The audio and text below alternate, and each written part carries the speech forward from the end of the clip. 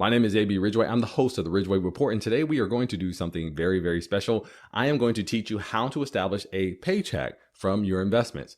A lot of clients come into my office and they need a stream of income. Mr. Ridgeway, I need 10,000 or 20,000 for the next 7 or 8 years, just until Social Security kicks in. Or I retired a little bit early. I can't get my full retirement for the next 5 or 6 years, but I'm going to need an additional $25,000 to pay for household expenses and maybe just some vacations. How much money do I need to take and invest and earn in order to accomplish those goals? Now, this is my financial calculator. If you don't have one, don't worry. Most financial advisors should have one.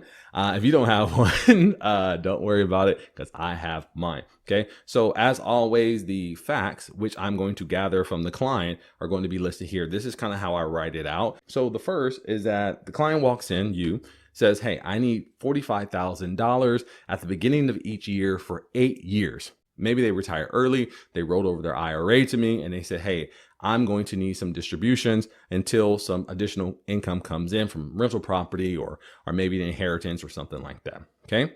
So I say, all right, that sounds good. Now there's a couple things that we need to do. We need to make some assumptions. Okay. And this is where financial advice really comes in handy, where our assumptions are a little bit more realistic than the general public. But let's say inflation. Inflation is a real risk to your what they call purchasing power. $1 today is worth more than $1 tomorrow. So that means if you have a carton of eggs that's $3, maybe 5 or 6 years from now, that $3, it costs $4 or $6. That's inflation, or what we saw recently. It jumps from $3 to $8, right? So that's inflation. A lot of people don't take into account inflation and purchasing power when they're making these calculations, but financial advisors do. Also, the rate of return, the annual rate of return, is not set in stone unless it's a fixed product or something like that, but it's going to be variable. So we're going to make some assumptions, maybe based on the portfolio's past history or the future projections of what this portfolio should do.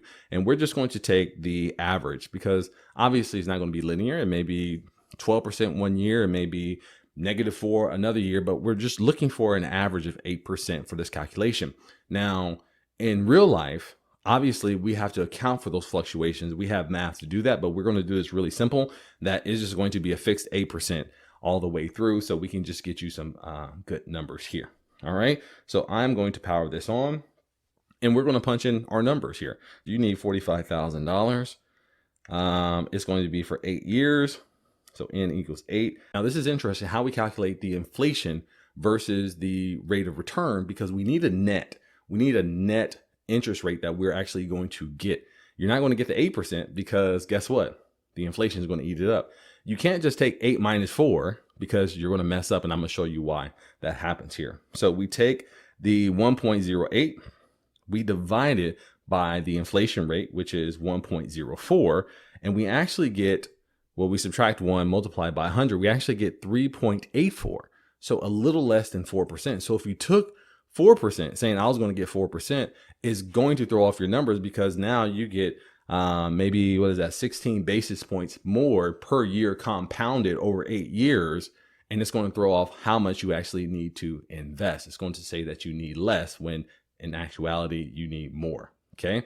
Now that becomes a problem because the more we project out further, the wider that margin of error becomes. Okay. So let's enter 3.84, not 4%. Our future value is going to be 0. Now, once again, this sets the proper expectations. You're taking this lump sum of money and you're going to drain it down to 0 because you are taking withdrawals. Many clients believe because you're taking withdrawals that your account still should be rising up annually, year over year. Distributions are going to affect how your portfolio performs. So this, once again, is setting proper expectations.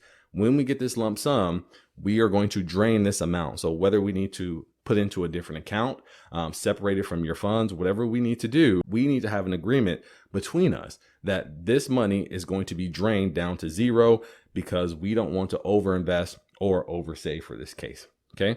So now we are just going to solve for the present value and we get $316,696.71. So let me punch that in here for you here.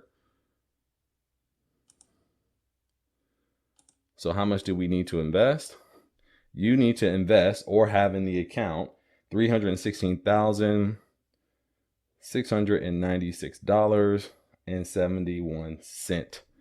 That is how much you're going to need. So there we go. $316,696.71 is the amount of money you need to either have in the account or you need to save up to in order to have enough money to take out $45,000 every year for the next 8 years. So you see how that works? This is a really great exercise for people to set their proper expectations. You may have $250,000 in your account and says, well, I could take out $45,000 for the next 8 years. That should be enough. It's not going to be enough. I promise you, right? Especially if the sequence of returns are a little bit off for the year.